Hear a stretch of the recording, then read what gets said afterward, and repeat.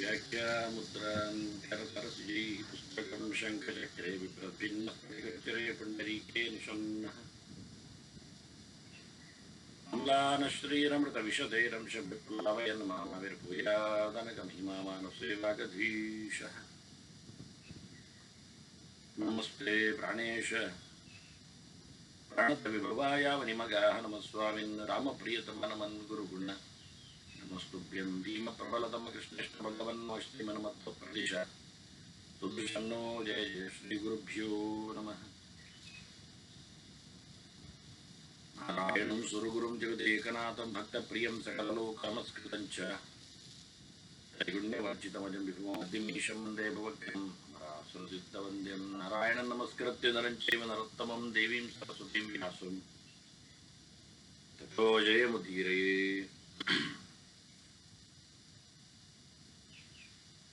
ವೇದವ್ಯಾಸರ ಮಹಾಭಾರತದ ಚಿಂತಕರಿಗೆ ವಂದನೆಗಳು. ಅನುಶಾಸನ ಪರ್ವದ 32ನೇ ಪ್ರವಚನ.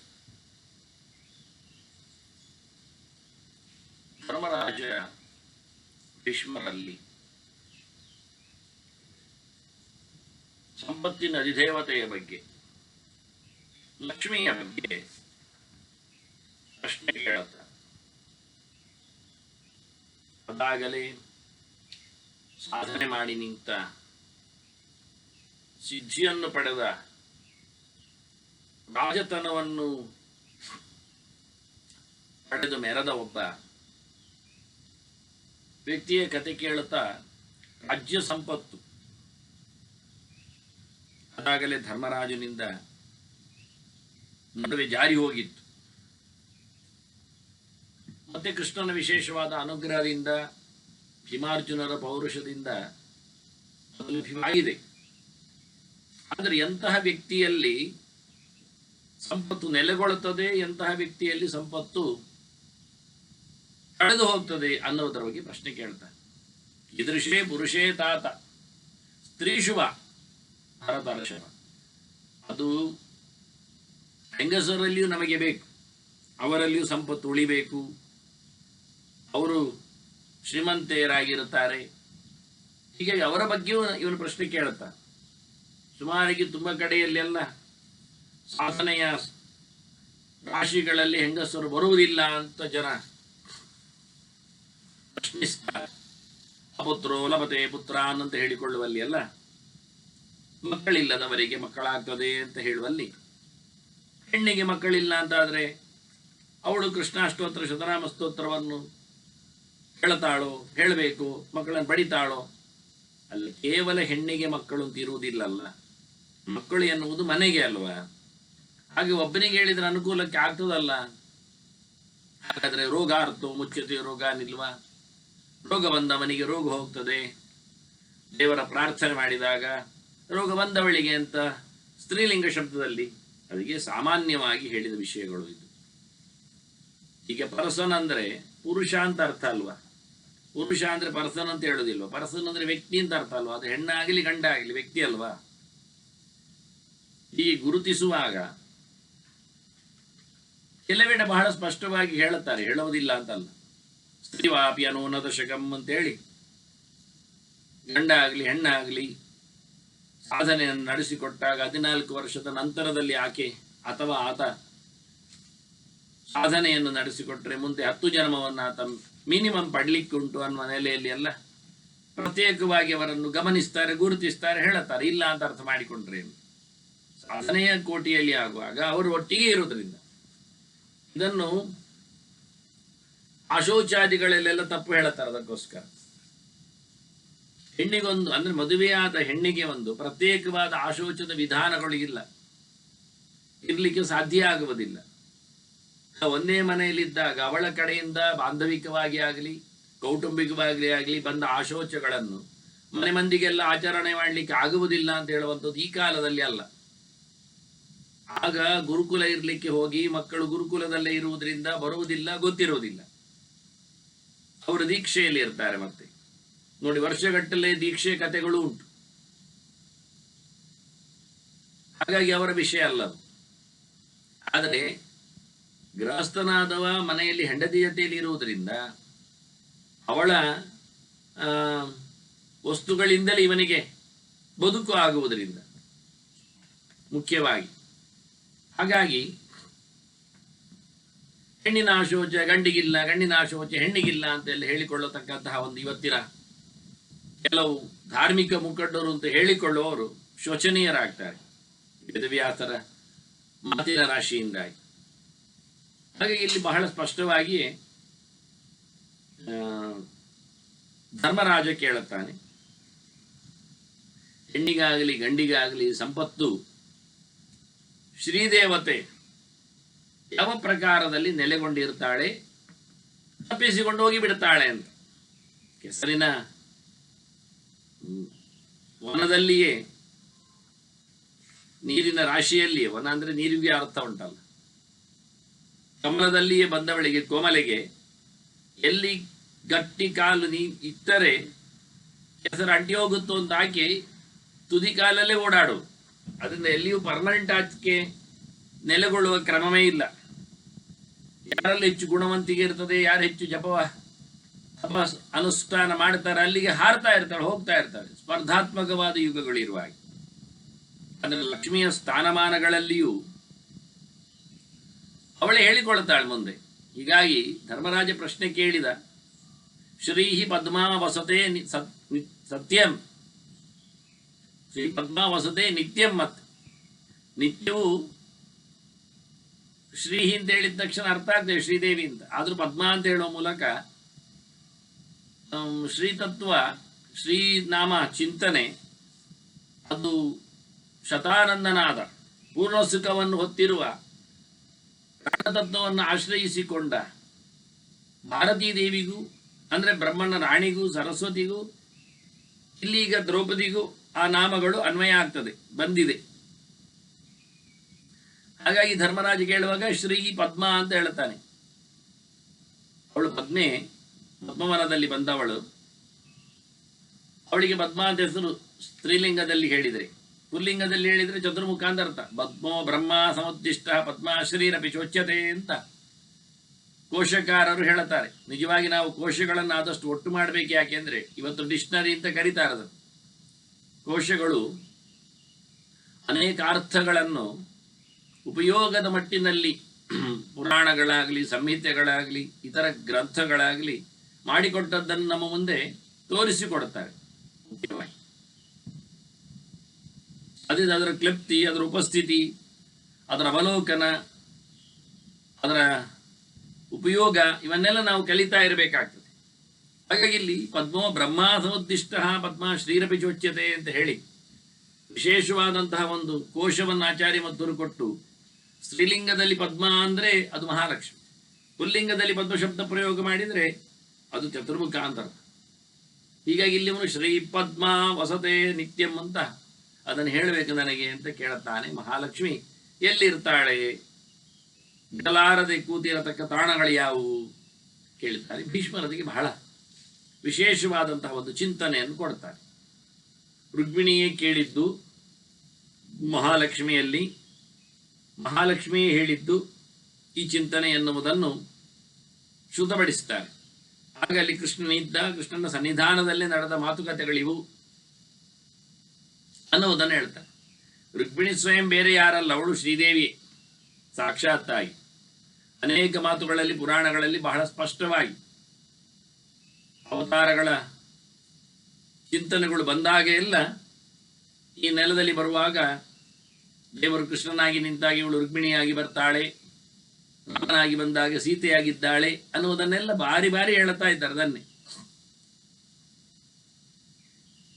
ಹೀಗೆ ಯಾವ್ಯಾವ ಅವತಾರ ಪಡಿತಾನೆ ಆಗೆಲ್ಲ ಮಹಾಲಕ್ಷ್ಮಿ ತನ್ನ ರೂಪಗಳನ್ನು ಹೊತ್ತು ಬರ್ತಾಳೆ ಅನ್ನೋದನ್ನು ತೋರಿಸಿಕೊಡ್ತಾನೆ. ಹಾಗಾಗಿ ಇಲ್ಲಿ ಮತ್ತೆ ನಾರಾಯಣಸ್ಯಾಂಕಗತಾಂ, ವಿಶೇಷವಾಗಿ ಮಹಾಲಕ್ಷ್ಮಿಯನ್ನು ನೋಡಿದ್ಲವಳು. ನಾರಾಯಣನ ತೊಡೆಯಲ್ಲಿ ಕೂತಿದ್ದಾಳೆ. ಮಹಾಲಕ್ಷ್ಮಿ ಎಲ್ಲಿದ್ದಾಳೆ ಕೇಳಿದರೆ ಆರೂಢಂ ಜಗದಂಬಯ ನಿತಂಬಂ ಚಿಂತಿಮೀಶಸ್ಯ. ಬಹಳ ಸ್ಪಷ್ಟವಾಗಿ ಮಹಾಲಕ್ಷ್ಮಿ ಭಗವಂತನ ತೊಡೆಯನ್ನೇರಿ ಭಗವಂತನನ್ನು ಚಿಂತನೆ ಮಾಡ್ತಾ ಇರ್ತಾಳೆ. ದೇವರ ಆಸರೆ ಅಷ್ಟು ಸ್ಪಷ್ಟವಾಗಿ ಬಳೆದಿರ್ತಾಳವಳು. ಕೌಶೇಯ ಪೀತವಸನ ಅರವಿಂದ ನೇತ್ರ ಪದ್ಮದ್ವಯಾಭಯ ವರೋದ್ಯತ ಪದ್ಮಹಸ್ತ ಮುದ್ದಿಚ್ಚ ತರ್ಕದೀಂ ಪರಮಾಂಕ ಸಂಸ್ಥಾಂ. ಮಹಾಲಕ್ಷ್ಮಿ ಚಿಂತನೆ ಮಾಡುವಾಗಲೇ ಪರಮಾತ್ಮನ ತೊಡೆಯಲ್ಲಿದ್ದಾಗಲೇ ಯೋಚನೆ ಮಾಡಲಿಕ್ಕೆ. ಹಾಗೆ ನಾರಾಯಣ ಸ್ತ್ಯಾಂಗಗತಾಂ ಜ್ವಲಂತೀಂ ದೃಷ್ಟ್ವಾ ಶ್ರಿಯಂ, ಬಹಳ ಸ್ಪಷ್ಟವಾಗಿ ಮಹಾಲಕ್ಷ್ಮಿಯ ಚಿಂತನೆಯನ್ನು ಇವಳು ನೋಡ್ತಾ ಇದ್ದಾಳೆ. ಅದ್ಭುತವಾದಂತಹ ಸುಂದರವಾದಂತಹ ಮೈಯ ಕಾಂತಿಯವಳು. ಪದ್ಮ ಸಮಾನ ವಕ್ತ್ರ,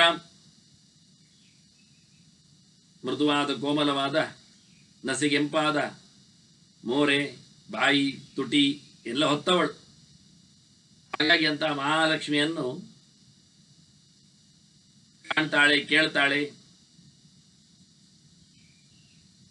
ನೋಡುವಾಗಲೇ ಬಹಳ ಅದ್ಭುತವಾಗಿ ಕಾಣ್ತಾಳೆ. ಹಾಗಾಗಿ ಬಹಳ ಕುತೂಹಲದಿಂದ, ತಮಕದಿಂದ, ಕೌತೂಹಲಾತ್ ವಿಸ್ಮಿತ ಚಾರುನೇತ್ರ ಅಪ್ರಚ್ಛ ಮಾತಾ ಮಕರಧ್ವಜಸ್ಯ.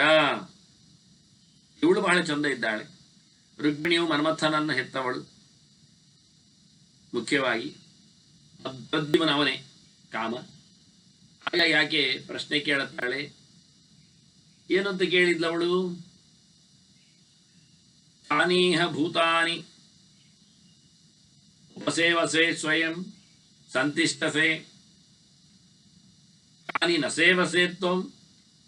ನೀನು ಯಾವ ವ್ಯಕ್ತಿಗಳನ್ನು ಸೇರಿಕೊಂಡಿರ್ತೀಯ, ಯಾವ ವ್ಯಕ್ತಿಗಳನ್ನು ನೀನು ಬಿಟ್ಟಾಗಿರ್ತೀಯ, ಯಾರಲ್ಲಿ ನಿನಗೆ ಪ್ರೀತಿಗಳಿರ್ತವೆ, ಯಾರಿಂದ ನೀನು ದೂರ ಆಗಿರ್ತೀಯ, ಅದನ್ನೆಲ್ಲ ನನಗೆ ಹೇಳಬೇಕು. ನಾನಿ ತ್ರಿಲೋಕೇಶ್ವರ ಭೂತಗಾಂತೆ, ಇಡೀ ಜಗತ್ತಿನ ಒಡೆಯನಾದ ಭಗವಂತನ ಮನದನ್ನೇ ನೀನು. ಹಾಗಾಗಿ ನನಗೆ ಅದನ್ನು ತತ್ವೇನ ಮೇ ಬ್ರೂಹಿ ಮಹರ್ಷಿ ಕನ್ಯೆ. ಅವಳು ಭೃಗುವಿನ ಮಗಳಾಗಿ ಬಂದ ಭಾರ್ಗವಿಯೂ ಆಗಿದ್ದಾಳೆ. ಅದರಿಂದ ಅವಳನ್ನು ಭಾರ್ಗವಿ ಅಂತ ಕರೀತಾರೆ. ಅಷ್ಟೇ ಅಲ್ಲದೆ ಭಗವಂತನ ಭರ್ಗನಾಮಕನಾದ ಭಗವಂತನನ್ನು ನಿರಂತರವಾಗಿ ಚಿಂತನೆ ಮಾಡುವುದರಿಂದಲೂ, ಸೇವಿಸುವುದರಿಂದಲೂ, ಜೊತೆಗಾತಿಯಾಗಿರುವುದರಿಂದಲೂ ಅರ್ಥದಲ್ಲಿಯೂ ಆಗುತ್ತೆ. ಹಾಗಾಗಿ ಅಂತಹ ಮಹರ್ಷಿಗಳ ಮಗಳಾಗಿ ಬಂದವಳು ಭಗವಂತನೆಡೆಗೆ ಚಿಂತನೆ ನಡೆಸುವವಳು ನೀನು. ಹಾಗಾಗಿ ನನಗೆ ಅದನ್ನು ಹೇಳಬೇಕು ಅಂತ ಕೇಳ್ತಾಳೆ.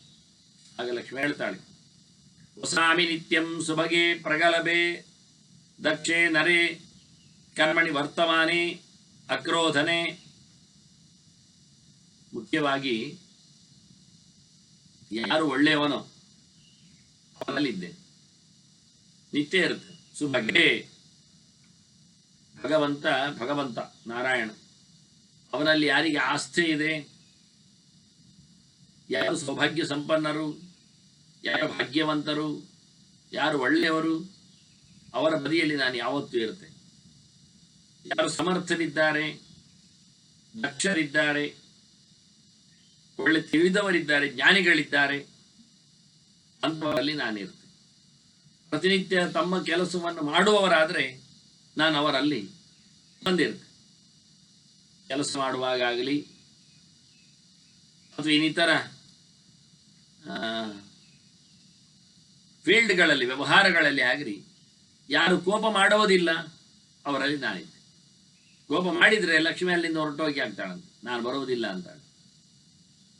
ಹಾಗಾಗಿ ನಾನಿರುವ ತಾಣಗಳು ವಾಸ್ತವವಾಗಿ ಮತ್ತೆ ದೇವಪರೆ, ಯಾರು ದೇವರನ್ನು ಹೊತ್ತಿರುತ್ತಾನೆ, ನನ್ನ ಇನಿಯನನ್ನು, ಸ್ವಾಮಿಯನ್ನು, ನಾರಾಯಣನನ್ನು ಸರ್ವೋತ್ತಮ ಅಂತ ತಿಳಿದಿರ್ತಾನೆ, ಉಪಾಸನೆ ಮಾಡ್ತಾನೆ, ಕೃತಜ್ಞೆ ಜಿತೇಂದ್ರಿಯೇ ನಿತ್ಯ ಮುದೀರ್ಣ ಸತ್ವೇ, ಯಾವತ್ತು ಉತ್ತಮವಾಗಿರತಕ್ಕ ಚಿಂತನೆ ಮಾಡುವವನಲ್ಲಿ ಇಂದ್ರಿಯಗಳ ಮೇಲೆ ತನ್ನ ಪ್ರಭುತ್ವ ಸ್ಥಾಪಿಸಿದವನಲ್ಲಿ, ಬೇಕಾಬಿಟ್ಟಿಯಾಗಿ ಎಲ್ಲೆಂದರಲ್ಲಿಗೆ ತನ್ನ ಇಂದ್ರಿಯಗಳೆಲ್ಲ ಭೋಗ ಲಾಲಸೆಯಲ್ಲಿ ಮೈಮರೆಯುವಂತೆ ಮಾಡತಕ್ಕವನಲ್ಲಿ ನಾನು ಬರುವುದಿಲ್ಲ. ಅವನು ಸಂಪತ್ತನ್ನು ದುರುಪಯೋಗ ಮಾಡ್ತಾನೆ ಅಂತ ಅರ್ಥ. ಹಾಗಾಗಿ ಆದಷ್ಟು ದುಂದುವೆಚ್ಚ ಇಲ್ಲದೆ ತನ್ನ ಇಂದ್ರಿಯಗಳ ಭೋಗಕ್ಕೋಸ್ಕರ ವೈಭವವನ್ನು ಮಾಡದೆ ಮಾಡಿದವರ ಮೇಲೆ, ಉಪಕಾರ ಮಾಡಿದವರ ಮೇಲೆ ಪ್ರೀತಿ ವಿಶ್ವಾಸ ಅದನ್ನು ನೆನಪಿಟ್ಟುಕೊಳ್ಳುವಿಕೆ ಇವೆಲ್ಲ ಇದ್ದವನು ಕೃತಜ್ಞ. ಇಂಥವನಲ್ಲಿ ನಾನು ಖಂಡಿತವಾಗಿ ಇರುತ್ತೇನೆ. ಮತ್ತೆ ಸೋಮಾರಿಗಳಲ್ಲಿ ನಾನು ಬರುವುದಿಲ್ಲ. ನಾ ಕರ್ಮಶೀಲೇ ಹೇಳ್ತಾಳೆ ಸ್ಪಷ್ಟವಾಗಿ. ಪುರುಷೇ ನಾಸ್ತಿಕೆ, ದೇವರನ್ನು ಮೆಚ್ಚದವ ಅಂದ್ರೆ ದೇವರನ್ನು ವಿರೋಧಿಸ್ತಾನೆ ಅಂತಲ್ಲ, ಆದ್ರೆ ದೇವರ ಸೇವೆಯೇ ಮಾಡುವುದಿಲ್ಲ, ಇತ್ತ ಸುಳಿಯುವುದೇ ಇಲ್ಲ, ದೂರ. ಹೇಳಿದ ತಕ್ಷಣ ಏನೋ ದೇವರ ಸೇವೆ ಹೇಳಿದರೆ, ಜಪ ಮಾಡು ಅಂತ ತಿಳಿಸಿದ್ರೆ, ಪೂಜೆ ಪುನಸ್ಕಾರಕ್ಕೆ ಉಪಯೋಗ ಆಗುವ ಹಾಗೆ ಏನೋ ಇತ್ಯಾದಿ ವಸ್ತುಗಳ ಸಂಗ್ರಹಕ್ಕೆ ತಿಳಿಸಿಕೊಟ್ರೆ ಇಲ್ಲ, ಬರುವುದಿಲ್ಲ. ಆದರೆ ಇವನು ನಾಸ್ತಿಕ ಅಂದ್ರೆ ನಾವು ತಿಳ್ಕೊಂಡದ್ದು ದೇವರನ್ನು ನಂಬದವ ಅಂತ. ನಂಬದವ ಮಾತ್ರ ಅಲ್ಲ, ನಂಬದವನಂತೆ ಬದುಕುವವನು ಆಗ್ತಾನೆ, ಅಂತವನಾಗುವುದಿಲ್ಲ ಅಂತ ಮುಖ್ಯವಾಗಿ. ಮತ್ತು ವಿಚಿತ್ರವಾದಂಥ ಕೆಲಸಗಳು, ಹೇಳಿದ ಕೆಲಸ ಮಾಡುವುದಿಲ್ಲ.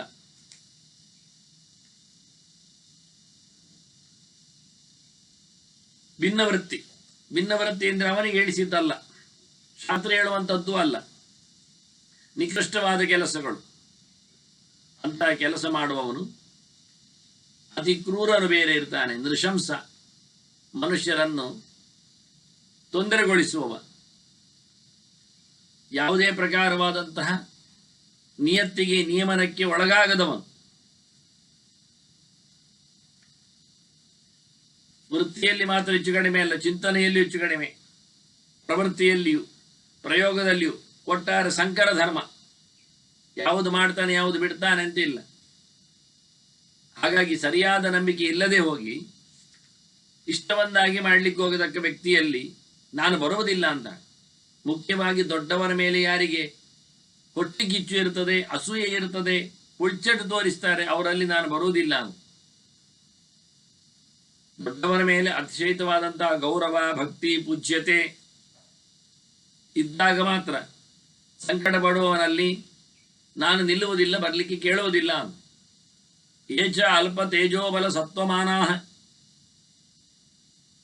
ಕೆಲವರಿಗೆ ತಮ್ಮ ಮೇಲೆಯೇ ವಿಶ್ವಾಸ ಇಲ್ಲ, ತಮ್ಮನ್ನು ತಾವೇ ಡಿಗ್ರೇಡ್ ಮಾಡಿಕೊಳ್ತಾರೆ ಅಂತ ಹೇಳಿಕೊಂಡು ಓವರ್ ಮಾಡಿಕೊಳ್ಳುವುದಲ್ಲ, ಕಾನ್ಫಿಡೆನ್ಸ್.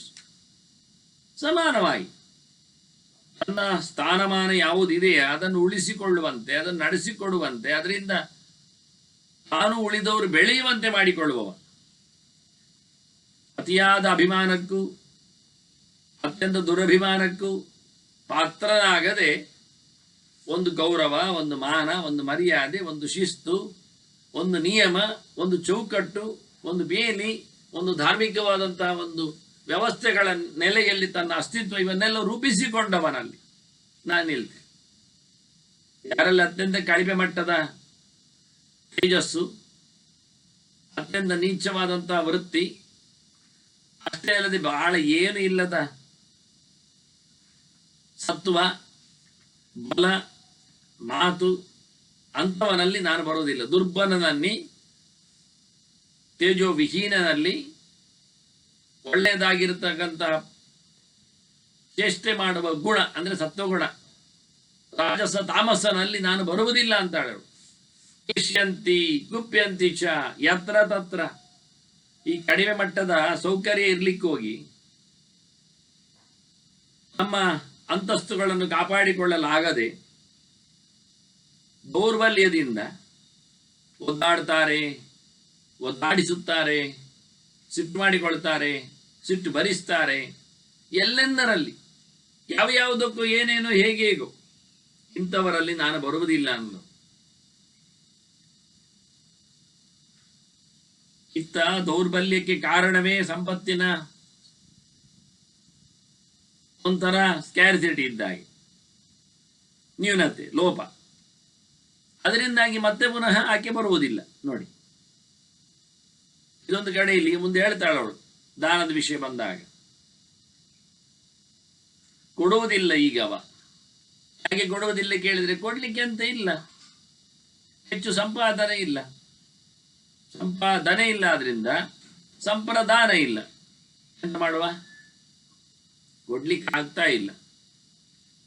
ಮತ್ತೆ ಕೊಡ್ಲಿಕ್ಕೆ ಆಗುವುದಿಲ್ಲ ಎಂದು ತೀರ್ಮಾನ ಮಾಡಿದ್ರಿಂದ ಕೊಡ್ಲಿಕ್ಕೆ ಪ್ರಯತ್ನಿಸುವುದಿಲ್ಲ. ಕೊಡ್ಲಿಕ್ಕೆ ಪ್ರಯತ್ನ ಎಷ್ಟದೇ ಇರುವುದರಿಂದಲೂ ಕೊಡ್ಲಿಲ್ಲ ಎನ್ನತಕ್ಕ ಸಂಕಟವೇ ಇಲ್ಲ. ಹೀಗಾಗಿ ಕೊಡುವುದಿಲ್ಲ, ಮುಗಿದಲ್ಲ. ಮುಂದೋಗ್ತಾ ಅವನ ಅಭಿಪ್ರಾಯ ಹೇಗೆ ಆಗ್ತದೆ ಅಂತ. ಇದರಿಂದ ಏನಾಯ್ತು, ಕೊಡದವನಿಗೆ ದೇವರು ಕೊಡುವುದೂ ಇಲ್ಲ. ಅವನು ಹಾಗೆ ಹೇಳ್ತಾನೆ, ನೀನು ಕೊಡುವುದಿಲ್ಲ. ಹೌದು, ನಾನು ಕೊಡುವುದಿಲ್ಲ. ಅದಕ್ಕೆ ನಾನು ಹೇಳುವುದು, ಕೆಲವೊಮ್ಮೆ ಈ ನಿಧಿ ಉಂಟಲ್ಲ, ಅದನ್ನು ಕೊಪ್ಪರಿಗೆ ಅಂತ ಕರೀತಾರಲ್ಲ, ಅದು ಕೊಪ್ಪರಿಗೆ ಯಾರಿಗೆ ಅಂತ. ಅದು ನಾನು ಹೇಳುದು, ಅದು ಕೊಪ್ಪರಿಗೆ, ಅದು ಕೊಪ್ಪರಿಗೆ. ಹೌದ್ರಿ, ಕೊಪ್ಪರಿಗೆ ಯಾರಿಗೆ? ಅದು ಕೊಪ್ಪರಿಗೆ, ಕೊಡುವವರಿಗೆ ಅಂತ ಅರ್ಥ. ಕೊಪ್ಪರಿಗೆ ಅಂದ್ರೆ ಕೊಡುವವರಿಗೆ. ಅದು ಹಳೆ ಕನ್ನಡದ ಒಂದು ಕತೆ ಅಷ್ಟೇ. ಕೊಳ್ಪುಣ ಎನ್ನುವುದು ತುಳುವಿನಲ್ಲಿ ಬರ್ತದೆ. ಅದು ಅಂದ್ರೆ ಕೊಳಪರಿಗೆ, ಕೊಪ್ಪರಿಗೆ, ಕೊಪ್ಪರಿಗೆ, ಕೊಪ್ಪರಿಗೆ, ಕೊಡುವವರಿಗೆ ಕೊಪ್ಪರಿಗೆ. ಇಲ್ಲದಿದ್ರೆ ಯಾರಿಗೆ ಕೊಡಬೇಕು ನಾವು? ಯಾರಿಗೆ ಕೊಡ್ಲಿಕ್ಕೆ ಬರ್ತದೆ? ಯಾಕೆ ಕೊಡಬೇಕು? ಹಂಚುವವರಿಗೆ ಬುಟ್ಟಿ ಕೊಟ್ಟರೆ ಅನುಕೂಲ. ಆನೆಯಲ್ಲೂ ಬೇಕು ಅಂತ ಬಾಚುವವನಿಗೆ ಖಾಲಿ ಕೊಡುವುದು ಒಳ್ಳೆ.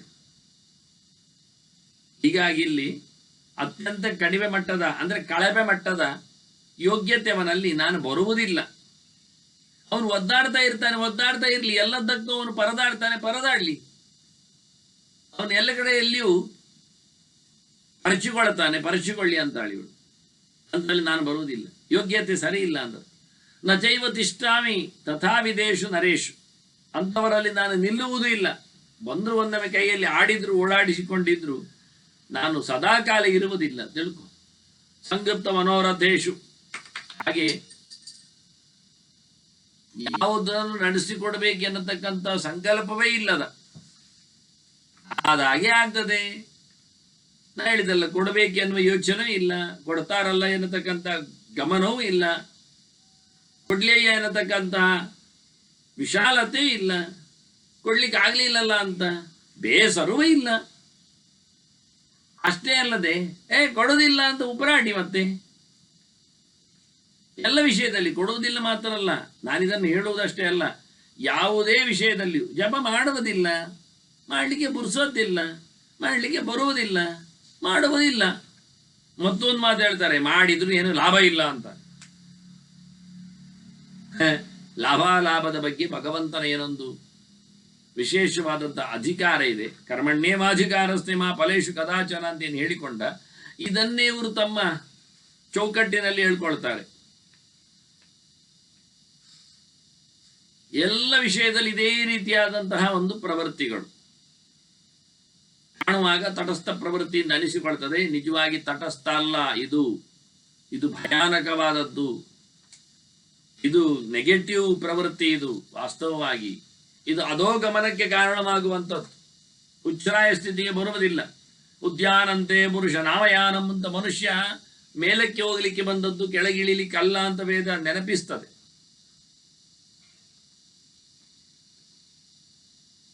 ಮಹಾಪ್ರಯತ್ನ ವರ್ಜಿತ ಅಂತ ಹೇಳಿದ, ಅದಕ್ಕೆ ಭಾರಿ ಪ್ರಯತ್ನ ಬಳದಿದ್ರೆ ಮೇಲೆ ಹೋಗ್ಲಿಕ್ಕೆ ಆಗುವುದಿಲ್ಲ. ನನ್ನ ಕೈಲಾದ ಪ್ರಯತ್ನ ನಾನು ಮಾಡ್ತಾ ಇರುವುದು, ಅಷ್ಟು ಸಾಕು ಹೇಳುವವನೇ ಮಹಾಪ್ರಯತ್ನ ಮಾಡುವುದಿಲ್ಲ ಅಂತ ಒಪ್ಪಿಕೊಂಡಾಯಿ. ಎಚ್ಚರ ಆದ್ರೆ ಹೇಳುವುದು, ಬೆಳಿಗ್ಗೆ ಎದ್ರೆ ಮನಸ್ಸಾದ್ರೆ ಸ್ನಾನ ಮಾಡುವುದು, ಮತ್ತೆ ಪುರುಸೋತಿದ್ರೆ ಜಪಿಸುವುದು, ನಾಮಸ್ಮರಣೆ. ಇಲ್ಲಾದ್ರೆ ಉಂಟಲ್ಲ ಮಾಮೂಲಿ, ಎದ್ದಾಗ ಮೀಯುವುದು, ಮಿಂದಾಗ ಕುಡಿಯುವುದು, ಕುಡಿದಾಗ ಹೋಗುವುದು, ಅಷ್ಟೇ. ಮತ್ತೆಂದದು ಇಲ್ಲ. ಕೆಲವೊಮ್ಮೆ ಮೊದಲು ಕುಡಿಯುವುದು ಮತ್ತೆ ಮೀಯುವುದು. ಯಾಕೆ? ಯಾವುದು ಮೊದಲಾಗಿದೆ ಅದು ಇಲ್ಲ. ಹೋಗ್ತಾ ಕುಡಿಯುವುದು, ಹೋದಲ್ಲಿ ಕುಡಿಯುವುದು, ತಿನ್ನುವುದು. ಯಾವುದೇ ನಿಯಮಗಳನ್ನು ಪಾಲಿಸಿಕೊಳ್ಳದವನಲ್ಲಿ ನಾನು ಬರುವುದಿಲ್ಲ. ಸಂಗುಪ್ತ ಮನೋರಥೇಶ್, ದೇವರ ವಿಷಯದಲ್ಲಿ ಅಂತೂ ಪರಿಪೂರ್ಣ ಸಂಬಂಧ, ಪರಮಾತ್ಮನಂತಲೂ ಅರ್ಥ ಉಂಟಲ್ಲ. ದೇವರ ವಿಷಯದಲ್ಲಿ ಯಾವುದೇ ಪ್ರಕಾರವಾದಂತಹ ಸಂಕಲ್ಪವೇ ಇಲ್ಲ, ಎಲ್ಲ ನಿಗೂಢ. ಕತ್ತಲ ಕೋಣೆಯೊಳಗೆ ಕೂತು ಬಿಟ್ಟಿದೆ. ಹೇಳ್ತಾರೆ ಕೆಲವರು, ನಾನು ಮನೆ ಬಿಟ್ಟ ನಂತರ ಎಂಥದೂ ಇಲ್ಲ ಅಂತ. ಅಂದ್ರೆ ಏನು ಅಂತ ಅರ್ಥವ? ಪಿಶಾಚಿ ಅಂತ ಅರ್ಥವ? ಹೆಣ ಅಂತ ಯೋಚನೆಯ? ಅದೆಲ್ಲ ಅಲ್ಲ. ಮತ್ತೆ ಮನೆ ಬಿಟ್ಟ ನಂತರ ಏನಿಲ್ಲ ಅಂದ್ರೆ ತೀರಾ ಸಾಮಾಜಿಕ ವ್ಯಕ್ತಿ ತಾನು, ತನ್ನಲ್ಲಿ ಯಾವುದೇ ನಿರೀಕ್ಷೆ ಮಾಡಿಕೊಳ್ಳಬೇಡಿ. ಮನುಷ್ಯತ್ವವನ್ನಾಗಲಿ ಅಥವಾ ದೇವತ್ವವನ್ನಾಗಲಿ ಇನ್ಯಾವುದೇ ನಿರೀಕ್ಷೆಯನ್ನು ಮಾಡಬೇಡಿ. ನಿರ್ದಯನಾಗಿರ್ತಾನೆ, ಕಠೋರನಾಗಿರ್ತಾನೆ, ವ್ಯಾವಹಾರಿಕನಾಗಿರ್ತಾನೆ. ಅದು ಒಂದು ದೃಷ್ಟಿಯಿಂದ ನೋಡಿಕೊಂಡ್ರೆ ಜಸ್ಟ್ ಆನಿಮಲ್ ಅಷ್ಟೇ. ಎಲ್ಲ ಪ್ರಾಣಿಗಳಂತೆ ಒಂದು ಪ್ರಾಣಿ ಅವ. ಸಾಮಾಜಿಕ ಮೌಲ್ಯಗಳಿಗೂ ಬೆಲೆ ಕೊಡುವುದಿಲ್ಲ, 10 ಜನರ ಜೊತೆಯಲ್ಲಿ ಸುಂದರವಾಗಿ ಬದುಕಲಿಕ್ಕೂ ಇಷ್ಟಪಡುವುದಿಲ್ಲ. ಅವನೇ ಅದರ ಮೇಲೆ ಜುಗುಪ್ಸೆ ಒಂದು ದೃಷ್ಟಿಯಿಂದ, ಇನ್ನೊಂದು ದೃಷ್ಟಿಯಿಂದ ಹೊಟ್ಟೆಗಿಚ್ಚು. ಇಂಥವರ ಜೊತೆಯಲ್ಲಿ ನಾನು ಬರುವುದಿಲ್ಲ ಅಂದವಳು. ಆತ್ಮನಿ ಪ್ರಾರ್ಥ ಯದೇನ ಕಿಂಚಿತ್. ಇನ್ನು ಕೆಲವರುಂಟು ನೋಡಿ, ಲಕ್ಷ್ಮಿ ಹೇಳ್ತಾಳೆ, ನಾನು ಬರುವುದಿಲ್ಲ. ಯಾರ ಹತ್ರ ಬರುವುದಿಲ್ಲ? ನನ್ನ ಇನ್ನಿಯನ್ನನ್ನು ಯಾರು ಪ್ರಾರ್ಥನೆ ಮಾಡುವುದಿಲ್ಲ ಅವರಿಗೆ ನಾನು ಬರುವುದಿಲ್ಲ ಹೇಳಿಬಿಟ್ಟು. ಯಚ್ಚಾತ್ಮನಿ ಪ್ರಾರ್ಥಯತೇನ ಕಿಂಚಿತ್. ನನ್ನ ಸ್ವಾಮಿಯನ್ನು, ಸರ್ವಾಂತರ್ಯಾಮಿಯನ್ನು, ಎಲ್ಲರ ಬಿಂಬನಾದವನನ್ನು, ಎಲ್ಲವನ್ನು ಕೊಡುವವನನ್ನು, ಎಲ್ಲರ ಆಪ್ತನಾದವನನ್ನು, ಎಲ್ಲ ಜಗತ್ತನ್ನು ಮತ್ತೆ ಉಪಸಂಹಾರಗೊಳಿಸುವವನನ್ನು ಯಾರು ಒಪ್ಪುವುದಿಲ್ಲ, ಮಾತಾಡಿಸುವುದಿಲ್ಲ, ಪ್ರಾರ್ಥಿಸುವುದಿಲ್ಲ, ಅವನ ಸೃಷ್ಟಿತಿಥಿ ಸಂಹಾರಾದಿಗಳನ್ನೆಲ್ಲ ಚಿಂತನೆ ನಡೆಸುವುದಿಲ್ಲ, ಅಂಥವನಿಗೆ ನಾನು ಬರುವುದಿಲ್ಲ. ಹೆಚ್ಚೋ ಜನರು ಹೇಳುವುದು ಎಂತ ಕೇಳುವುದೆಂಥದ್ದು? ಬೇಕಾದರೆ ದೇವರು ಕೊಡ್ತಾನೆ. ನಾವು ಅಪರಾಧ ಮಾಡಿದ್ದೇವೆ ಎಂದು ದೇವರಿಗೆ ಗೊತ್ತಿಲ್ವಾ? ಮತ್ತೆ ದಿನ ಹೇಳುವುದ ಅಪರಾಧ ಸಹಸ್ರಾಣಿ ಕ್ರಿಯಂತೆ ಅಹರ್ನಿಶಮಯ ತಾನಿ ಸರ್ವಾಣಿ ಮೇ ದೇವ ಕ್ಷಮಸ್ತ ಪುರುಷೋತ್ತಮ ಎಂತ ಹೇಳಲಿಕ್ಕೆ ಉಂಟು? ಕ್ಷಮಿಸು ಅಂತ ಹೇಳಿ ನಾವಿದಷ್ಟು ಕೆಳಗಾಗುವುದೆಂಥದ್ದು? ಪ್ರತಿನಿತ್ಯ ಅಂತ ಹೇಳೋದು ಸಾಮರ್ಥ್ಯ ಕರ್ಮ. ಆಗುವುದಾಗ್ತದೆ, ಹೋಗುವುದು ಹೋಗ್ತದೆ. ಮತ್ತೆ ಕೊನೆಗೊಂದು ದಿವಸ ಹೇಳಿದ್ರೆ ಸಾಕು ಅಂತ ಕೆಲವರ ವಾದ. ಅದು ಯಾವಾಗ ಕೊನೆ ಗೊತ್ತಿಲ್ಲ. ಕೊನೆಗೆ ಚಟ್ಟದಲ್ಲಿ ಇಟ್ಟಾಗ ಕೊನೆ ಅಂತ ಹೇಳುವ, ಅದು ಮತ್ತೆ ಪುರೋಹಿತರು ಹೇಳಬೇಕು. ದರ್ಬೆ ಮುಟ್ಟಿಕೊಂಡು ಪ್ರಯೋಜನ ಏನಾಗ್ತದೆ? ಪ್ರಯೋಜನ ಏನಾಗಲಿ. ಅದರಿಂದ ಇವಳು ಕೇಳುತ್ತಾಳೆ ಅಂದ್ರೆ ಪ್ರಾರ್ಥನೆಗೆ ಬೆಲೆ ಇದೆಯೇ ಕೇಳಿದ್ರೆ, ಪ್ರಾರ್ಥನೆ ಮಾಡಲಿಕ್ಕೆ ಹೇಳುತ್ತದ ಕೇಳಿದ್ರೆ, ಪ್ರಾರ್ಥನೆ ಮಾಡಲಿಕ್ಕೆ ಪ್ರಾರ್ಥನೆ ಪುಸ್ತಕಗಳೇ ಹೇಳ್ತವೆ ದೇವರಲ್ಲಿ ಬೇಡು, ಯಾರ್ಯಾರಲ್ಲಿ ಕೇಳಬೇಡ.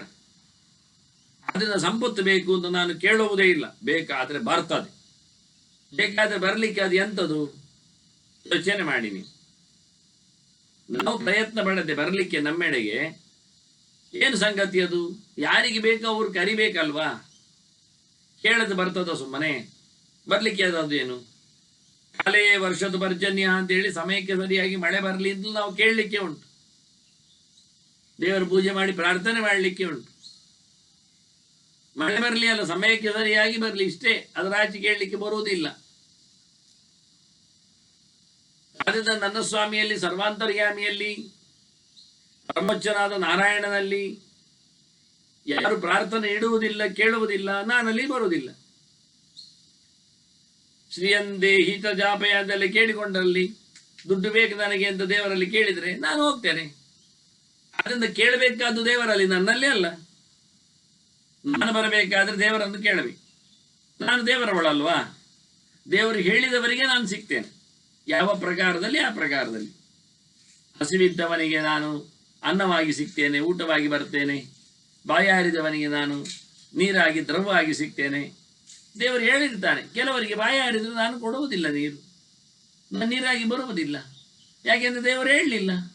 ಅವನು ದೇವರನ್ನು ಕರೀಲಿಲ್ಲ, ಮುಕ್ತವಾಗಿ ಕರೀಲಿಲ್ಲ, ಪೂರ್ಣವಾಗಿ ಕರೀಲಿಲ್ಲ, ಬೇಕಾದಷ್ಟು ಕರೀಲಿಲ್ಲ. ಬರ್ಲಿಕ್ಕೆ ಬೇಕಾದಷ್ಟು ಅವನಲ್ಲಿ ಆಗಲಿಲ್ಲ ಸಾಧನೆ. ಅದು ಯಾರು ಚೂರು ದೇವರನ್ನು ಮಾತಾಡಿಸುವುದಿಲ್ಲ ಅವರ ಬಳಿಗೆ ನಾನು ಚೂರು ಬರುವುದಿಲ್ಲ ಹೇಳಿಬಿಟ್ಲ ಅವನು.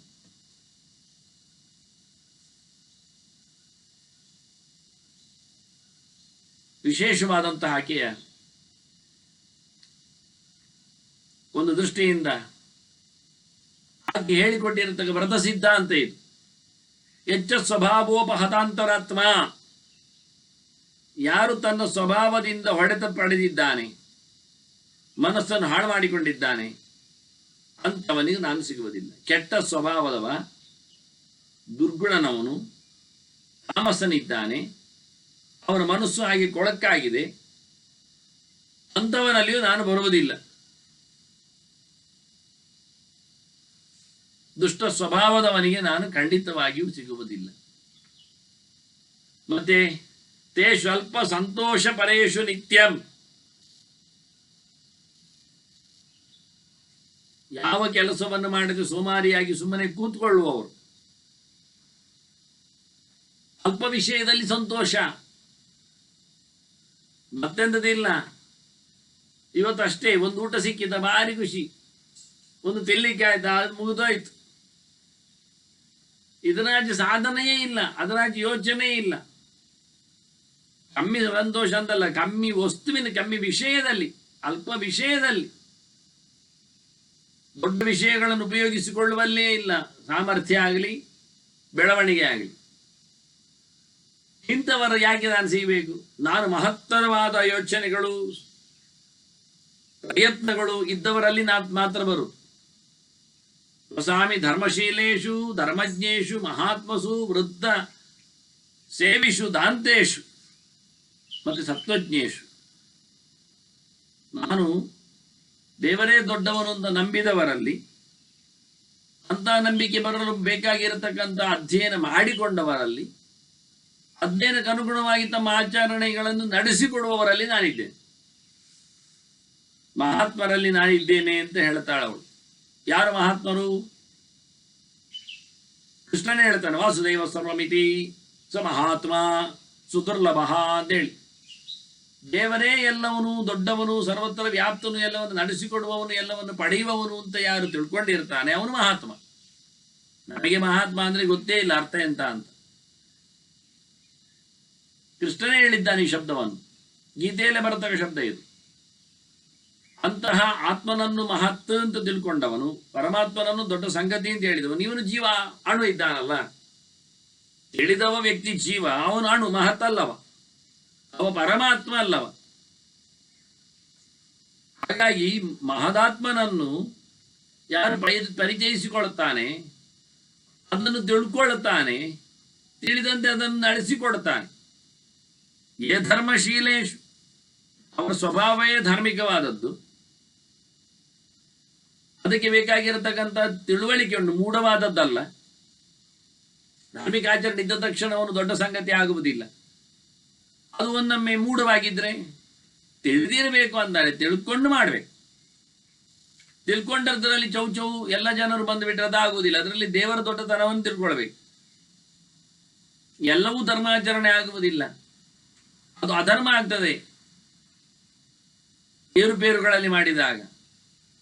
ಹೀಗೆಲ್ಲ ಮಾಡಿಕೊಂಡು ವೃದ್ಧ, ಅದಕ್ಕೆ ಹೇಳಿ ವೃದ್ಧ ಸೇವಿಸು ಅಂತ. ವೃದ್ಧನು ಯಾರು?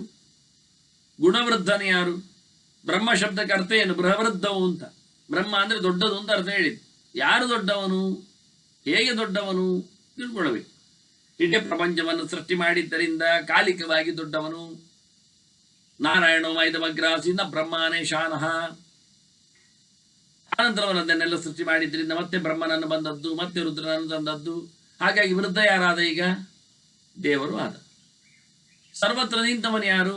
ಅಂತರ ಬೈಚದ ಸರ್ವಂ ವ್ಯಾಪ್ಯ ನಾರಾಯಣ ಸ್ಥಿತ ದೇವರು. ಸರ್ವತ್ರ ವ್ಯಾಪ್ತನಾಗಿ ನೀವು ದೇವರನ್ನು ನೋಡ್ಲಿಕ್ಕೆ ಬರುವುದರಿಂದ ಅವನು ಸಹ ವ್ಯಾಪ್ತತೆಯ ವೃದ್ಧನಾದ. ಮತ್ತೆ ಸರ್ವಶಬ್ದ ವಾಚ್ಯ ಯಾರು? ಎಲ್ಲ ಯಾರನ್ನು ಹೇಳ್ತದೆ? ವೇದ ಇಚ್ಛದರ್ವೈರಹಮೇ ವೇದ್ಯ, ಅವನನ್ನು ಹೇಳ್ತದೆ. ಆದ್ರಿಂದ ಅವನು ವೃದ್ಧನಾದ. ಹೀಗೆ ಬಹುಪ್ರಕಾರದಲ್ಲಿ ವೃದ್ಧನಾದವನನ್ನು ತಿಳ್ಕೊಳ್ಬೇಕು. ಗುಣಗಳಿಂದ, ಕ್ರಿಯೆಗಳಿಂದ, ನಾಮಗಳಿಂದ, ಇವೆಲ್ಲ ಅಸಾಧಾರಣವಾದ ವ್ಯವಸ್ಥೆಗಳು ಭಗವಂತನದ್ದು. ಹೀಗೆ ಅತಿವೃದ್ಧನಾದ ಭಗವಂತನನ್ನು ಪರಿಪೂರ್ಣವಾದಂತಹ ಸೇವೆ ಮಾಡುವವ, ಅವನನ್ನು ನಂಬಿ ಬಂದವರನ್ನು ಹಚ್ಚಿಕೊಂಡವ. ವೃದ್ಧ ಸೇವೆ ಏನಂದ್ರೆ ಅವರನ್ನು ಒಪ್ಪಿಕೊಂಡವರು, ಅಂದ್ರೆ ತಂದೆ ತಾಯಿಗಳು ವೃದ್ಧರದ್ದು ಸೇವೆ ಮಾಡಿದ್ರೆ ದೊಡ್ಡ ಸಂಗತಿ ಆಗುವುದಿಲ್ಲ. ಅವರು ಕೆಥಲಿಕ್ಸ್ ಆಗಿಬಿಟ್ರೆ, ಅವರು ಇನ್ನೇನು ಯಾವುದೋ ಧರ್ಮದಲ್ಲಿ ಕೂತಿದ್ರೆ, ಅವ್ರು ಪರ್ವರ್ಟೆಡ್ ಆಗಿದ್ರೆ, ಅವರು ಮತಾಂತರ ಮಾಡಿಕೊಂಡಿದ್ರೆ, ಅವ್ರು ಎಲ್ಲವನ್ನು ಬಿಟ್ಟುಕೊಂಡಿದ್ರೆ ಅವರು ವೃದ್ಧರಲ್ಲಿ ಬರುವುದಿಲ್ಲ. ಹಾಗಾಗಿ ಇಲ್ಲಿ ಹೇಳಿಕೊಳ್ಳೋದಕ್ಕೋಸ್ಕರ ಧರ್ಮಜ್ಞೇಶು ಧರ್ಮಶೀಲೇಶು ಅಂತ ಪ್ರತ್ಯೇಕವಾಗಿ ಹೇಳುವ ಮೂಲಕ ಎತ್ತರತನವನ್ನು ಸಂಪಾದನೆ ಮಾಡಿಕೊಂಡವರಲ್ಲಿ ಮಾತ್ರವೇ ನಾನು ಬರ್ತೇನೆ, ಇಲ್ಲಾದ್ರೆ ಬರುವುದಿಲ್ಲ. ವೃದ್ಧ ಸೇವಿಷು ದಾಂತೇಶು, ಇಂದ್ರಿಯಗಳ ಪ್ರಭುತ್ವ, ಯಾವತ್ತು ತನ್ನನ್ನು ತಾನು ಕಂಟ್ರೋಲ್ ಮಾಡಿಕೊಂಡಿರ್ತಾನೆ, ಸತ್ವ ಗುಣಗಳನ್ನು ತಿಳ್ಕೊಂಡಿರ್ತಾನೆ, ಸತ್ವವನ್ನು ಒಪ್ಪಿಕೊಂಡಿರ್ತಾನೆ, ಸಾತ್ವಿಕನಾಗಿರ್ತಾನೆ, ಪ್ರಾಣಿಗಳ ಮೇಲಿನ ಭಗವಂತನ ಅಸ್ತಿತ್ವಗಳ ಬಗ್ಗೆ ಚಿಂತನೆ ಮಾಡಿರ್ತಾನೆ. ಹಾಗೆ ಯಥಾತ್ಮಸ್ಸು ಮನಸ್ಸಿನ ಮೇಲೆ ಕಂಟ್ರೋಲ್ ಮಾಡಿಕೊಂಡವ ಉಪವಾಸಾದಿಗಳಿಂದ ಚಿಂತನೆಗಳಿಂದ ಅಂಥವರಲ್ಲಿ ನಾನು ನಿತ್ಯ ಇರ್ತೇನೆ. ಅವಂದ್ಯ ಕಾಲೇಶು ಸದಾ ದಾನ ಶೌಚ ರಥೇಶು ಚ, ದಾನ ಮಾಡುವವರಿದ್ದಾರೆ, ಮಡಿ ಮಾಡಿಕೊಳ್ಳುವವರಿದ್ದಾರೆ, ಮೀಯುವವರಿದ್ದಾರೆ. ಇಂಥವರನ್ನೆಲ್ಲ ಯಾವಾಗ ನೋಡ್ತೇನೆ ನಾನು ಕೇಳಿದ್ರೆ, ಅವರು ಟೈಮ್ ಪ್ರಕಾರ ಮಾಡ್ತಾರೆ ಇಲ್ಲೋ ನೋಡುತ್ತೇನೆ ನಾನು. ಟೈಮ್ ತಪ್ಪಿ ಮಾಡುವವರಲ್ಲಿ ನನಗೆ ಯಾವುದೇ ರೀತಿಯಲ್ಲಿಯೂ ಅಸ್ತಿತ್ವ ಇಲ್ಲ. ಅವನು ಚಂದ ಮೀತಾನೆ ಮಾರ ಎಷ್ಟೊತ್ತಿಗೆ 10 ಗಂಟೆಗೆ ಬೆಳಿಗ್ಗೆ ಆಫೀಸಿಗೆ ಹೋಗುವಾಗ, ಮತ್ತೆ ಸಂಜೆ ಬಂದ ತಕ್ಷಣ ಆಫೀಸಿಂದ ಚಂದವಾಗಿ ಮೀತಾನೆ. ಎಷ್ಟು ಗಂಟೆಗೆ? ರಾತ್ರಿ 8 ಗಂಟೆಗೆ. ಎರಡು ತಪ್ಪು, ಸಮಯ ಇಲ್ಲ ಅಂತಾರೆ, ಪ್ರಯೋಜನ ಆಗಲಿ. ಅವಂದ್ಯ ಕಾಲೇಶು ಸದಾ ದಾನ ಶೌಚ ರಥೇಶು. ಮೀಯುವುದು ಯಾವಾಗ? ಮಲ ವಿಸರ್ಜನೆ ಯಾವಾಗ? ಮೂತ್ರ ವಿಸರ್ಜನೆ ಯಾವಾಗ? ದಂತಧಾವನೆ ಯಾವಾಗ? ಹೆಚ್ಚಿನ ಜನರೆಲ್ಲ ರಾತ್ರಿ ಹಲ್ಲು ತೊಳೆದು ಮಲಗುವುದು, ಮತ್ತೆ ಮತ್ತೆ ಬೆಳಿಗ್ಗೆ ಪುರುಸೋತಿಲ್ಲ ಮಾರ್ಯಾರೆ. ಬೆಳಿಗ್ಗೆ ಎದ್ದ ತಕ್ಷಣ ಕಾಫಿ ಕುಡಿಯುದು, ಬೆಡ್ ಕಾಫಿ ಎದ್ದ ತಕ್ಷಣ. ಇನ್ನು ಮೈಮೇಲಿನ ಬಟ್ಟೆ ಜಾಡಿಸ್ಲಿಲ್ಲ, ಎಲ್ಲ ಅಲ್ಲೇ ಇರ್ತದೆ, ಹಾಗೆ ಕುಡಿಯುದು, ಮತ್ತೆ ಹೇಳುದು. ಮತ್ತೆ ಎದ್ದ ನಂತರ ಅವರದ್ದು ಕೈಕಾಲುಗಳೆಲ್ಲ ಸೆಡೆದುಕೊಂಡ ಬಳಿಕ ಅವರಿಗೆ ಮೂಗು ಮುಸುಂಡುಗಳಲ್ಲಿದ್ದ ಕೂದಲುಗಳನ್ನೆಲ್ಲ ಕತ್ತರಿಸಿಕೊಳ್ಳಿಕ್ಕೆಲ್ಲ ಉಂಟು. ಅದು ಹೆಣ್ಗಳಾಗಲಿ ಗಂಡುಗಳಾಗಲಿ. ಇದು ಅತ್ಯಂತ ಆಶೋಚದ ವ್ಯವಸ್ಥೆಗಳು, ಮಲಿನ ಬಗೆಗಳು ಅಲ್ಲೇ ಬಿದ್ದಿರ್ತವೆ. ಆರೋಗ್ಯ ದೃಷ್ಟಿಯಿಂದ ಹಾಳದು. ಹಾಗೆ ಇವರು ಹೇಳ್ತಾರೆ, ಯಾವ ಕಾಲದಲ್ಲಿ ಹೇರ್ ಕಟ್ಟಿಂಗ್ ಮಾಡಲಿಕ್ಕೆ ಉಂಟು, ಕ್ಷೌರ ಮಾಡಿಕೊಳ್ಳಿಕ್ಕೆ ಉಂಟು, ಗಡ್ಡಕ್ಕೆ ಏರಿಲಿಕ್ಕೆ ಉಂಟು. ಕೆಲವು ಉತ್ತಮ ಪಂಡಿತರ ಮೋರೆಗಳನ್ನೆಲ್ಲ ನಾನು ನೋಡುತ್ತೇನೆ, ಅದ್ಭುತ. ಇವತ್ತಿನವರೆಗೆ ಅವರು 40, 50, 60 ದಾಟಿದೆ. ನನಗಿಂತ ದೊಡ್ಡವರು ಇದ್ದಾರೆ, ಸೀನಿಯರ್ಸ್ ಇದ್ದಾರೆ ಕೆಲವರು. ಇವತ್ತಿನವರೆಗೆ ಅವರ ಮೋರೆಯಲ್ಲಿ ಗಡ್ಡೆ ಮೀಸೆ ನಾನು ಕಂಡದ್ದೇ ಇಲ್ಲ. ಅದು ಅಧಿಕ ಮಾಸ ಇರಲಿ, ಪಕ್ಷ ಮಾಸ ಇರಲಿ, ದಿನತ್ರಯ ಇರಲಿ, ಎಂಥ ಪ್ರಕರಣದಲ್ಲಿ ಒಂದು ಎಳ್ಳಿನಷ್ಟು ಸಹ ಉದ್ದಕ್ಕೆ. ಅದ್ಭುತ ಮಾರ್ಯಾರೆ. ಅದು ಹೇಗೆ ಅಂತ ನನಗೆ ಆಶ್ಚರ್ಯ. ಅವರಾಗದೆ ದಿನ ಕೆರೆದುಕೊಳ್ತಾರೆ ಅಂತ ಅರ್ಥ ಆದರೆ ಅದಕ್ಕೆ ದಿನತ್ರಯದ ಕಥೆ ಆಗಲಿ, ಚಾತುರ್ಮಾಸ್ಯದ ವ್ಯವಸ್ಥೆ ಆಗಲಿ, ಅಧಿಕ ಮಾಸದ ಕಥೆ ಆಗಲಿ, ಪುಷ್ಯ ಮಾಸದ ವ್ಯವಸ್ಥೆ ಆಗಲಿ, ಪಕ್ಷಮಾದ, ಇದು ಯಾವುದು ಯಾಕೆ ಅಡ್ಡಿ ಇಲ್ಲ, ಯಾಕಲ್ಲ? ಅದಕ್ಕೆ ಅವಂದ್ಯ ಕಾಲೇಶು, ಶಾಸ್ತ್ರ ಹೇಳದ ಸಮಯದಲ್ಲಿ ಯಾವುದನ್ನಾದರೂ ಮಡಿವಂತಿಕೆಯನ್ನಾಗಲಿ, ಮುಳುಗುವಿಕೆಯನ್ನಾಗಲಿ, ಇನ್ನಿತರ ಯಾವುದೇ ಶುದ್ಧಿಯ ಪ್ರಕರಣಗಳಾಗಲಿ ನಡೆಸುವವರಲ್ಲಿ ನಾನು ಬರುವುದಿಲ್ಲ. ನಾನು ಶುದ್ಧತೆಯನ್ನು ನೋಡಿಕೊಳ್ಳುವುದು ಹೇಳಿದ ಹೊತ್ತಿನಲ್ಲಿ ಮಾಡಿದ್ದನ್ನು ಮಾತ್ರ. ದೌತದಂತ ಸ್ತಮಾಚಮ್ಯ ಸ್ನಾನಂ ಕುರಿಯಾದ ತಂತ್ರಿತಃ ಅಂತ ಹೇಳಿ, ಅರುಣೋದಯ ವೇಲಾಯಾಮ್ ಅಂತ ಹೇಳಿದ ಅಂಗಾಂಗ ಸದೃಶಂ ಸ್ಮೃತಂ ಸ್ನಾನ ಕಾಲೋಯಂ ಅಂತ ಹೇಳುವ ಮೂಲಕ ನಕ್ಷತ್ರಗಳಿರುವಾಗಲೇ ಎದ್ದುಕೊಂಡು ಸೂರ್ಯೋದಯ ಆಗುವ ಮುಂಚೆಯೇ ಸ್ನಾನ ಮಾಡುವ ಕಥೆ ಹೇಳುತ್ತಾ, ಅದರಲ್ಲಿ ಅದಕ್ಕಿಂತ ಮೊದಲು ದೌತ ಅಂತ ಹೇಳುವ ಮೂಲಕ ಹಲ್ಲು ತೊಳೆದುಕೊಂಡು, ಆ ಹಲ್ಲು ತೊಳೆಯುವ ಮುಂಚೆ ಅವನು ಮಲಮೂತ್ರ ವಿಸರ್ಜನೆಯನ್ನು ಮಾಡಿಕೊಂಡು ಮತ್ತೆ ಮಲಮೂತ್ರ ವಿಸರ್ಜನೆ ಮತ್ತೆ ಮಾಡುವುದಲ್ಲ. ಹೀಗಾಗಿ ಹೇಳಿದ ಹೊತ್ತಿನಲ್ಲಿ ಮಾಡಿದ ಆಚರಣೆಗಳುಳ್ಳವನಲ್ಲಿ ನಾನಿದ್ದೇನೆ. ಅದೆಂತ ಸಂಗತಿ ಮಾರ್ಯಾರ, ಒಂದು ಹಲ್ಲುಜ್ಜುದಲ್ಲಿ ಅದೇ ಶಬ್ದವನ್ನು ಇಲ್ಲಿ ಪ್ರಯೋಗ ಮಾಡಿದ್ದವರು. ಶುದ್ಧತೆಯನ್ನು ಮಾಡಿದ ಹೊತ್ತು ಏನು ಅಂತ. ರಾತ್ರಿ ಚಂದ ಮಾಡಿ ಸ್ನಾನ ಮಾಡಿ ಮಲಗ್ತಾರಂತೆ ಅವರು. ಮತ್ತೆ ಬೆಳಿಗ್ಗೆ ಎದ್ದ ತಕ್ಷಣ ಮುರಿಸೋತಿಲ್ಲ, ಮತ್ತೆ ಕಾಫಿ ಕುಡಿಯುವುದು, ಟಿಫಿನ್ ಮಾಡುವುದು. ಕೆಲವು ಟಿಫಿನ್ ಮಾಡ್ಲಿಕ್ಕೆ ಮುರಿಸೋತಿಲ್ಲ, ಅದನ್ನು ಪೆಟ್ಟಿಗೆಯಲ್ಲಿ ಹಾಕುವುದು, ತಗೊಂಡು ಹೋಗುವುದು, ದಾರಿಯಲ್ಲಿ ಮಾಡುವುದು, ಬಸ್ಸಿನಲ್ಲಿಯೋ ರೈಲಿನಲ್ಲಿಯೋ ಇಲ್ಲ ಆಫೀಸ್ನಲ್ಲಿ ಹೋದ ನಂತರವೋ ಮಾಡ್ತಾ ಇರು. ಹೀಗಾಗಿ ಇಂಥವರಲ್ಲಿ ನಾನು ಬರುವುದಿಲ್ಲ. ಅದು ಅವಂದ್ಯ ಕಾಲೇಶು ಚ ಸದಾ ದಾನ ಶೌಚ. ಹಾಗೆ ದಾನವಾಗಿ ಯಾವುದೋ ಹೊತ್ತಿನಲ್ಲಿ ಯಾರದೋ ವಸ್ತು ಯಾವುದೋ ಯಾರಿಗೋ ಅದೆಲ್ಲ ಕೊಡ್ಲಿಕ್ಕಿಲ್ಲ. ಹೇಳಿದ ಸಮಯದಲ್ಲಿ ಹೇಳಿದಂತೆ ದಾನಾದಿಗಳನ್ನು ನಡೆಸಿದ್ರೆ ನಾನು ಬರ್ತೇನೆ, ಇಲ್ಲಾದ್ರೂ ಹೋಗ್ತೇನೆ. ಕೊಟ್ಟದ್ದು ಹೋಯ್ತು ಅಂತ ಅರ್ಥ. ಮತ್ತೆ ಕೊಟ್ಟದ್ದು ಯಾಕೆ ಬರ್ಲಿಕ್ಕೆ ಅಲ್ವಾ, ಕೊಡ್ಲಿಕ್ಕೆ ಆಗ್ಲಿಕ್ಕೆ ಅಲ್ವಾ. ಬಹುದೇಯಂಚಾಸ್ತು ಅಲ್ವಾ, ಕೊಟ್ಟ ನಂತರ ಇನ್ನೂ ಹೆಚ್ಚು ಕೊಡುವಂತ ಆಗಲಿ ಅಂತ ಹೇಳಲಿಕ್ಕೆ ಅವರತ್ರ ಅವ್ರು ಹೇಳಿಕೊಂಡು ಹೋಗ್ಬೇಕು. ಯಾರಿಗಾದ್ರೂ ಇನ್ನೂ ಹೆಚ್ಚು ಕೊಡುವಾಗ ಆಗಲಿ, ಇದು ಹೆಚ್ಚು ಕೊಟ್ಟಿದ್ದೀರಿ, ತುಂಬ ಕೊಟ್ಟಿದ್ದೀರಿ, ಇನ್ನು ತುಂಬ ಕೊಡುವಂತೆ ದೇವರು ನಿಮಗೆ ಕೊಡಬೇಕು. ಬರಬೇಕು, ಬೆಳಿಬೇಕು. ಹೀಗೆ ಬಹಳ ಚಂದವಾಗಿ ಹೀಗೆ ಹೇಳ್ತಾಳೆ. ಅಂತ ಕಡೆ ನಾನಿಲ್ಲ. ಬ್ರಹ್ಮಚರ್ಯ ತಪೋಜ್ಞಾನ ಗೋದ್ವಿಜಾತಿ ಪ್ರಿಯೇಶು ಚ. ಯಾರಲ್ಲಿ ದೇವರ ಮೇಲಿನ ಪ್ರೀತಿಯಿಂದ ಅಧ್ಯಯನಾದಿಗಳಿರ್ತವೆ,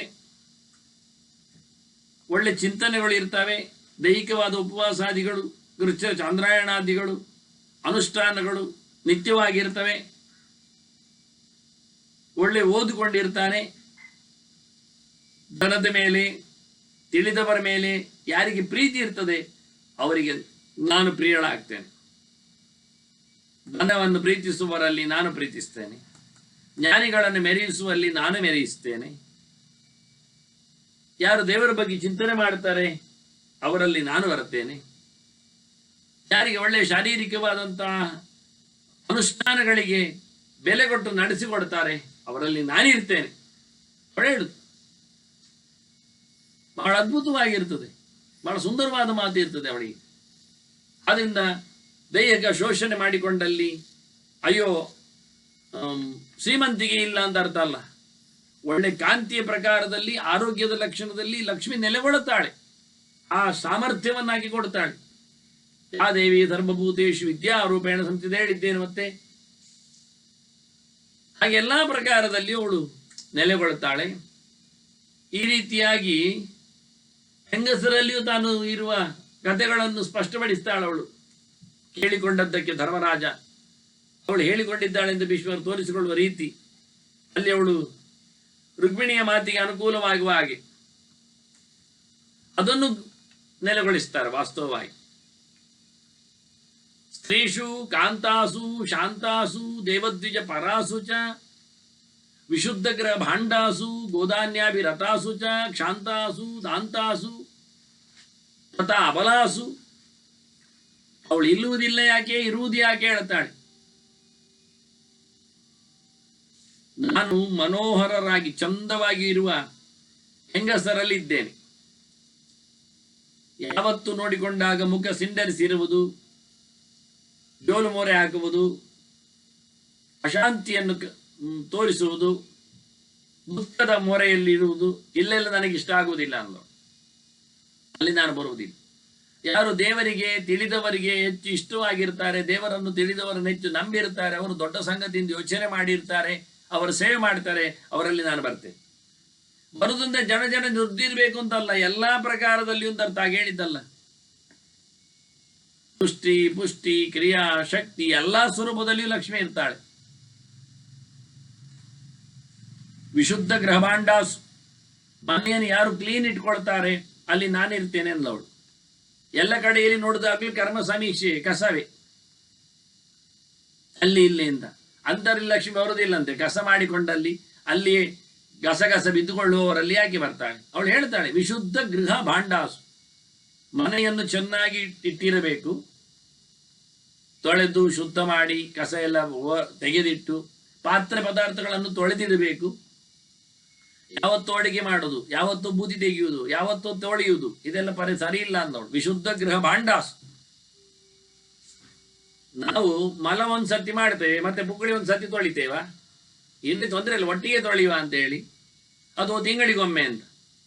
ಹಾಗಿಲ್ಲ ಅಂದ, ಹಾಗಾಗುವುದಿಲ್ಲ ಅಂತ. ಪಾತ್ರೆ ಪದಾರ್ಥಗಳನ್ನು ಚಂದವಾಗಿರ್ಬೇಕು.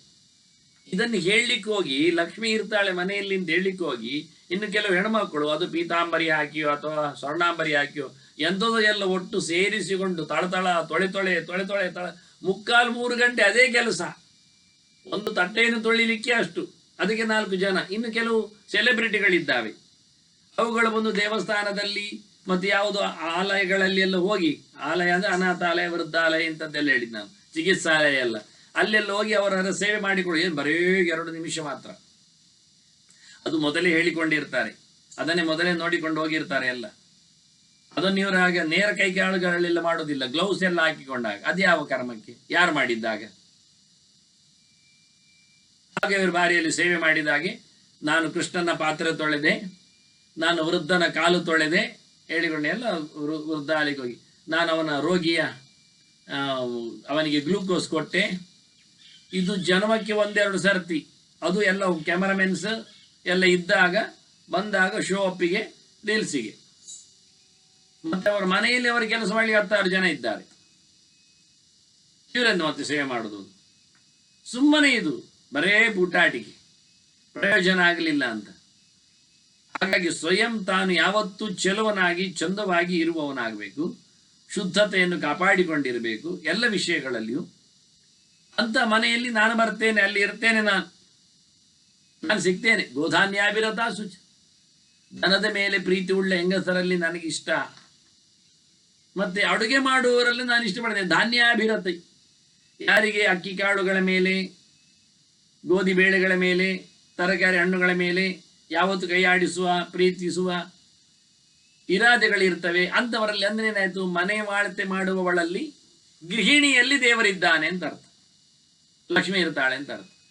ಕೆಲಸಕ್ಕೆ ಹೋಗುವುದಂದ್ರೆ ಅವರು ಕೈಕಾಲೆಲ್ಲ ಆಡಿಸುವುದಿಲ್ಲ, ಅಕ್ಕಿ ಬೇಳೆಗಳನ್ನು ತರೋದು ಯಾರು ಕೆಲಸವನ್ನು ಮಾಡಿ ಹಾಕ್ತಾರೆ, ಮುಡ್ತಾರೆ. ಯಾರು ಪ್ರತಿನಿತ್ಯ ಇದನ್ನೆಲ್ಲ ಒಪ್ಪ ಇರ್ತಾರೆ, ಅಲ್ಲೆಲ್ಲ ಭಗವಂತನ ನೈವೇದ್ಯಕ್ಕೋಸ್ಕರ ಇರತಕ್ಕ ಸೊತ್ತುಗಳಾದ್ರಿಂದ ಮಹಾಲಕ್ಷ್ಮಿ ಬಹಳ ಖುಷಿ ಪಡ್ತಾಳೆ. ಅದನ್ನು ಬಳಲಿದವರಲ್ಲಿ, ಬೆವರು ಸುರಿಸುವವರಲ್ಲಿ, ಗಲಾಟೆ ಎಬ್ಬಿಸುವವರಲ್ಲಿ ಎಲ್ಲ ನಾನು ಬರುವುದಿಲ್ಲ. ಯಾರು ಸಹನೆ ಸೈರಣೆಯಲ್ಲಿ ಕೂತಿರ್ತಾರೆ, ತಮ್ಮನ್ನು ತಾವು ನೋಡಿಕೊಂಡಿರ್ತಾರೆ, ನಿಗ್ರಹ ಮಾಡಿಕೊಂಡಿರ್ತಾರೆ, ಅವರಲ್ಲೆಲ್ಲ ನಾನು ನಿರಂತರವಾಗಿರ್ತೇನೆ. ಬಹಳ ಚಂದವಾಗಿ ಆರ್ಜವ ಸ್ವಭಾವ ಇದ್ದವರಲ್ಲಿ ನಾನು ನೆಲ್ತೇನೆ, ಬರ್ತೇನೆ. ಹೀಗೆ ತನ್ನ ವಿಶೇಷವಾದ ದೇವದ್ವಿಜ ಪೂಜಿತಾಸು ಅಂತಾಳೆ.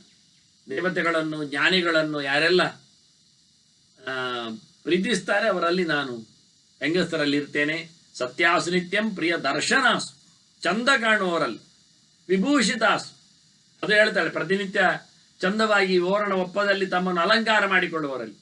ಯಾವುದೋ ಗಲೀಜು ಬಟ್ಟೆ, ಒಗೆಯಲಾರದ ಸೊತ್ತು, ಕೈ ತೊಳೆಯದ ಕತೆ, ಅಲ್ಲಿ ಇಲ್ಲಿ ಮುಸುಡು ಮೂಕುಗಳಲ್ಲೆಲ್ಲ ಏನೇನೋ ಇದೆಲ್ಲ ಇಲ್ಲದೆ ಅಲಂಕಾರ ಹಾಕಿಕೊಂಡಿರ್ಬೇಕು, ಚಂದವಾಗಿರ್ಬೇಕು. ಕಲ್ಯಾಣಶೀಲಾಸು, ಒಳ್ಳೆ ವೃತ್ತಿ ಇರಬೇಕು, ಬುದ್ಧಿಲಿ ತಾಯ್ಕಿರಬೇಕು, ಶೀಲವನ್ನು ಕಾಪಾಡಿಕೊಂಡಿರಬೇಕು. ಪತಿವ್ರತಾಸು, ತನ್ನ ಗಂಡಂದಿನ ಮೇಲೆ ಅವರಿಗೆ ಒಲಮೆ ಇರಬೇಕು.